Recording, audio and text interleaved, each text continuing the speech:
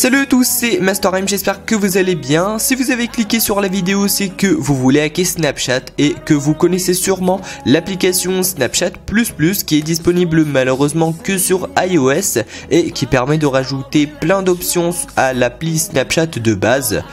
Et bien aujourd'hui je vais vous présenter une alternative vraiment complète de cette application, cette fois-ci sur Android.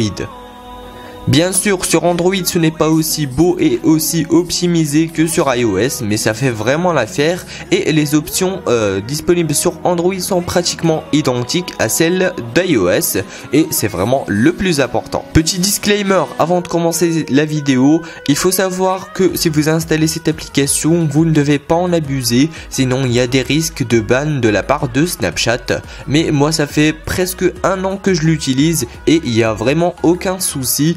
Et ça dépend vraiment de l'utilisation. Vous l'aurez compris, aujourd'hui on va parler de l'application Casper. Mais avant de la télécharger, il faudra aller dans les paramètres de votre smartphone et aller cocher source inconnue dans l'onglet sécurité, ce qui va vous permettre de télécharger Casper. Ensuite, vous allez sur Google et vous tapez Casper APK et vous cliquez sur le premier lien. Pour les flemmards, vous avez bien sûr le lien en description. Une fois sur le site, vous descendez un petit peu et vous cliquez sur la dernière version. Ensuite, vous redescendez et vous cliquez sur Download APK. Vous acceptez l'installation via Chrome et normalement Casper commence à se télécharger. Une fois Casper téléchargé et installé, vous l'ouvrez et vous vous connectez avec votre compte Snapchat et vous serez déconnecté de la vraie application, ce qui est tout à fait normal. Une fois connecté sur Casper, vous tombez sur le chat de Snapchat où vous pourrez voir les messages sans marquer vu, prendre des screens, etc.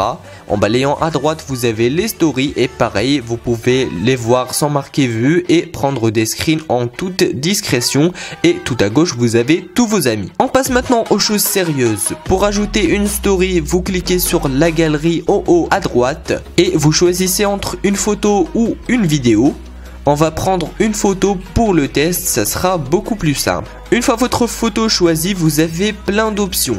Changer la localisation, par exemple ici on va mettre Miami pour le kiff. Vous avez encore plus de filtres qui ressemblent énormément à ceux de Instagram, ce qui est pas plus mal d'ailleurs. Vous avez des emojis en plus, les emojis d'iOS. Et en plus vous pouvez faire tout ce que vous pouvez faire sur l'application Snapchat de base, c'est-à-dire dessiner, écrire, etc. En tout cas, moi je vous laisse découvrir les autres options sans vous spoiler.